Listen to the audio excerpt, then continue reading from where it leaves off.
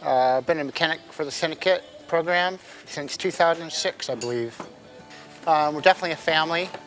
It feels very more like a family and not a team. We're not really, don't even want to call ourselves a team. I think the Syndicate lets the riders and everyone on the team express their own creativity without being kind of told what they have to do. You know, we don't have team meetings, we don't have all the stuff that I see the other teams having that just seems a little bit corporate. I would have met Dougie ages ago racing on the circuit myself. I do have a picture of Dougie and I both on the U.S. national team in Vail in '94, and so I knew him before that, so I'm just dinosaurs. I would describe him as my little brother that takes care of me. I don't think there's anyone that could do his job, you know. It's just, he's just so dialed with the ordering of spares and getting everything to the races.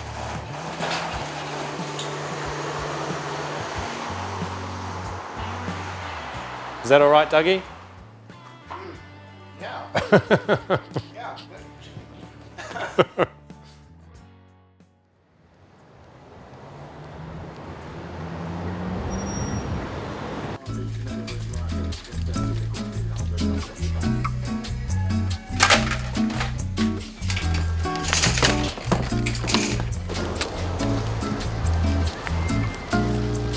Can you describe Kathy? Kathy, your mum, but like, I don't think she's old enough to be my mum. More like your hot sister, I suppose, that looks after you.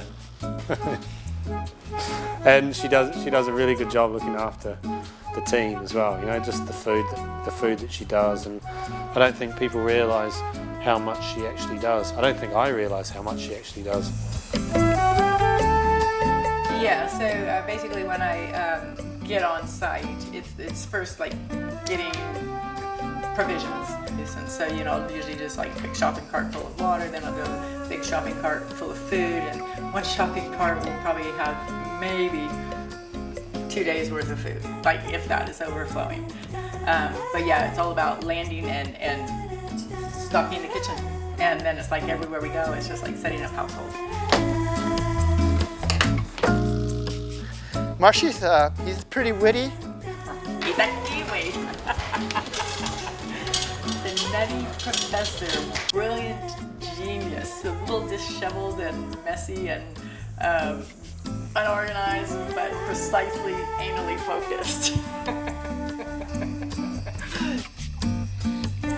What we normally do is I'll take the forks over to Fox, which I'm taking out now, and they're going to give them a bit of a freshen up. Oh, hey fellas. Oh, hi, man. Hey Peter. Jason. Hi, I brought Joe with me today. He's on the camera. Can you do your magic on that for Greg's forks, please? Where would you like me to put them? Don't. We're on camera now. Yeah, it's a good spot. Stick it Right on top of everything. So you can do them first. Now it's really good because Greg gets priority over everyone else. He'll get his forks back serviced before any of the other ones. Hopefully. I realized that about, yeah, using that as a coat. Hey up, big chicane. Fucking hell. Ah, it's a big straight, isn't it? I don't think we've ever had something so fast in a World Cup before. It's pretty cool. What do you reckon, Rat? Fucking meow. No, pretty homophobic round there. It's going full straight hype all the way. But he's still looking sick. You can't really fuck Mont-Sainte-Anne up. I don't know. It's gonna be freaking scary doing that first fast piece, because you're gonna be doing what, 70 maybe 60 km/h into like a left at the bottom, the yoga left. It's not gonna be easy, bro. So yeah, I'm a bit nervous of hitting that, but shit, I think it'll be alright.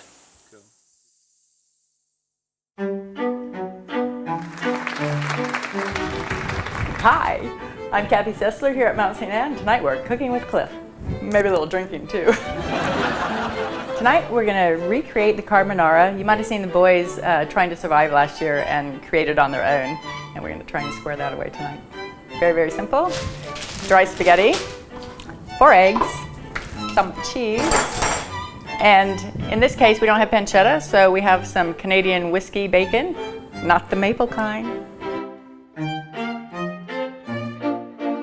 We have some Cliff lemon ginger almonds. They're quite delicious. I'm going to put them on our antipasto tray. Maybe. Time for the garlic bread, and we're going to use the Cliff olive oil today because it's delicious.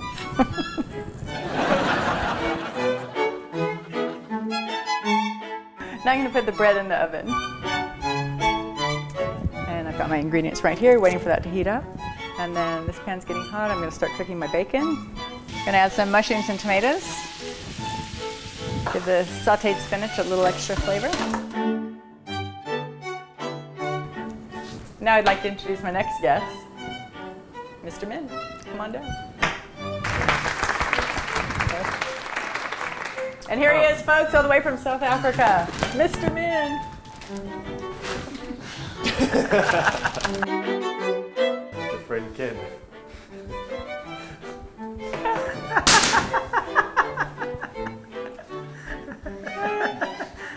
Worcester sauce. Let's go, bro. The guy who was showing us how to do this, you kind of cook each side of the steak. And that's what I'm trying to do now. It's quite nice to balance it. Now I'm preparing a little dessert tray. I've got my fruit and dark chocolate and these dark chocolate sea salt almonds. Freaking good.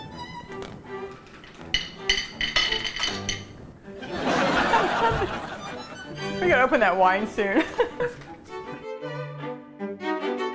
So we've just completed making another wonderful Syndicate dinner, and these guys better go. Yes. Thanks, Cliff.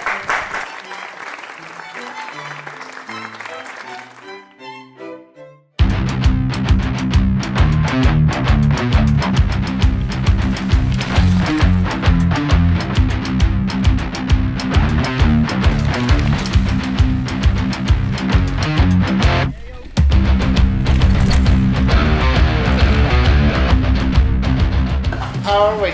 Holy shit, that is something else. Holy shit, something else. That is so quick and gnarly. Really? Mate.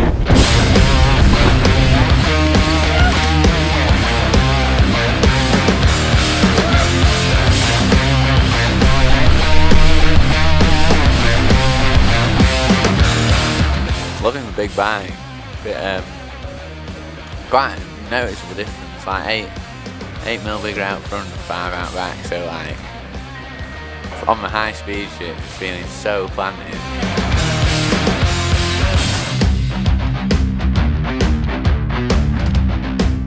Good? I liked it. Cool. Like, Pull that through. how much? So you want it steeper? I just want to rake it out a bit. I feel like Oh, you want to rake it? yeah.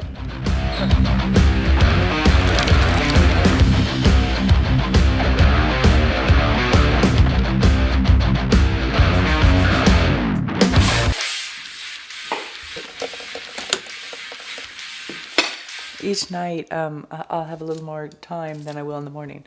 When I wake up in the morning, I've got a half an hour to get breakfast on the table. When I get up, it's just straight to fruit bowl. Then I'm going to be making the oatmeal today. I'm going to be making pancakes, which is something I only do in Mont-Sainte-Anne because of the maple syrup you can get here. But Josh likes the pancakes. And then I'll be making poached eggs and asparagus dish.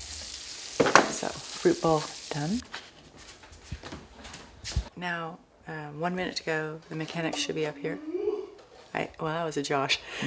So maybe I usually will do the mechanics first and then work on the riders' food, but I think the riders are going to be coming up quick too, so I'll carry on with theirs. Yeah. On Yeah, no, qualifying I hear day, ya. it's a bit stressful First things first. because he finishes his practice in the morning and then pretty much has to get straight back up the hill because he's fourth person off.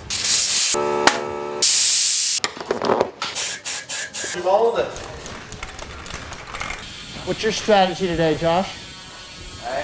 You have a strategy? Ride bikes?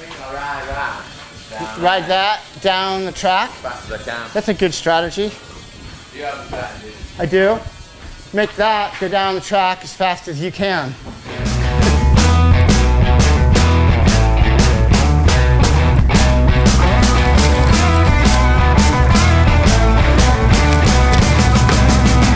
Looks like the rain is coming our way, so we better head for the hills.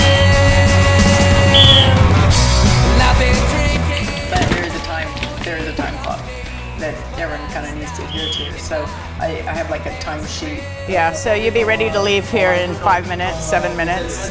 Which for you to take up? For you? Marshy, is the sandwich for you to take up? You good, Marshy? Okay. You guys. Yeah, definitely. For the night, last cowboy is gone. Ain't it fun? I got a Bible and a gun and a light.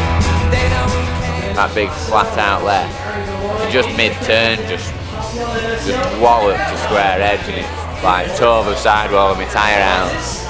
So I just lost air for a little while until I retired out of the tape. You know what? There's a lot of flat tires on the hill, and we got one of them. So we live to ride another day.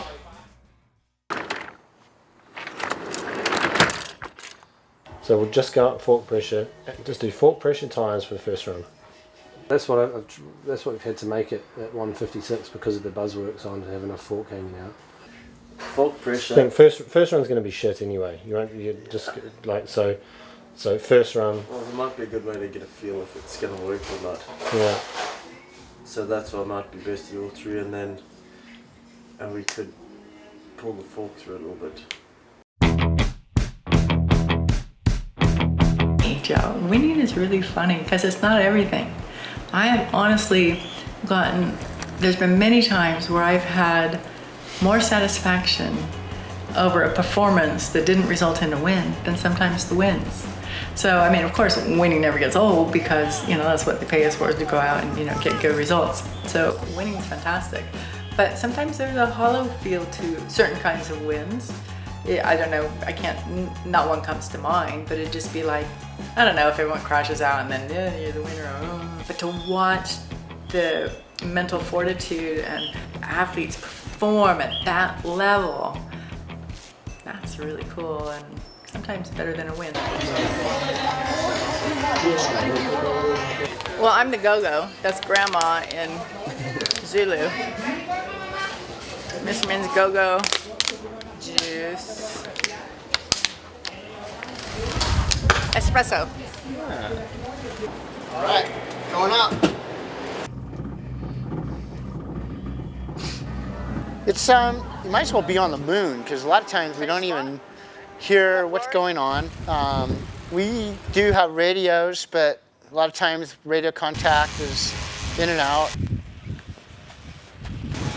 Somebody dragged the table up here. We could put the bike on the table.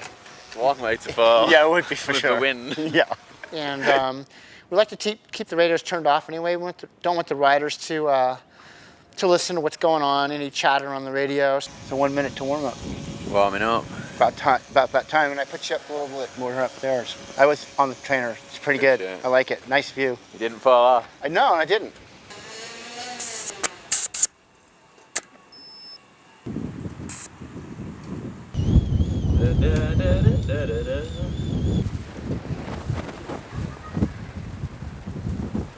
"10 minutes to start." Perfect. Oh, yeah. Starting to get in that happy spot. Yeah, man. Got the gogs. Got the gogs. Yep.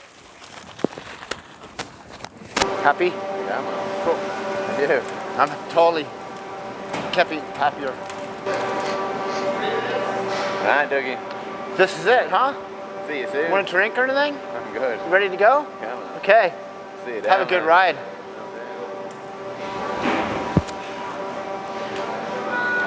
Yeah, Josh! Woo! And he's gone. Into the wild blue yonder. Yeah, that's probably when the rider leaves the gate. This might be the most nervous point in time because you never know what's going to happen.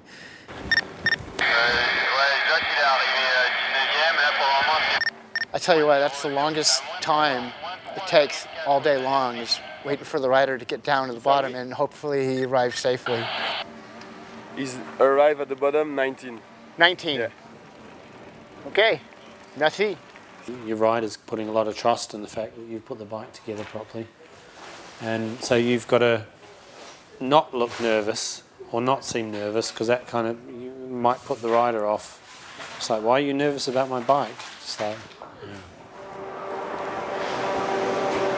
Is that all right?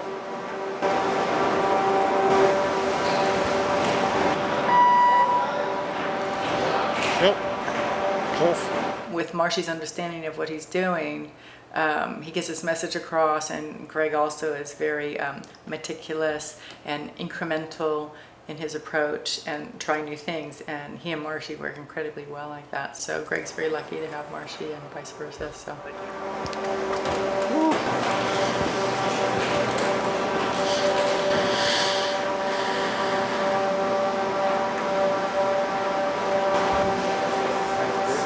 Righto. Get somewhere.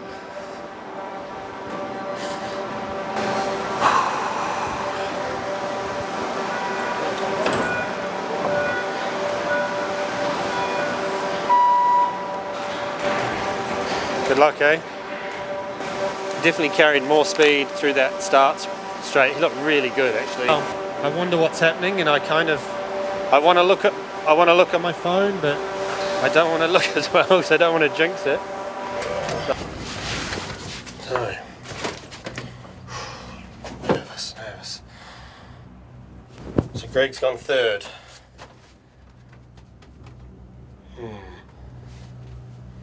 So there's how many more to go? I think there were 4 more to go. So let's see what Amy's got to say. Oh, Danny's first.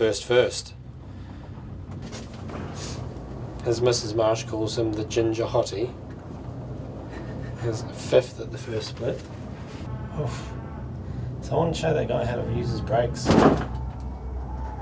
Oh, Danny Hart's won another one. Shit, good work, Danny. Greg ended up in 6th, so he's off podium. He was 3 seconds back. I hope he did alright. He had a slow top section. It shows he was 13th at the first split, and then 4th, 5th. So, oh, Danny Hart, little ripper. Good work.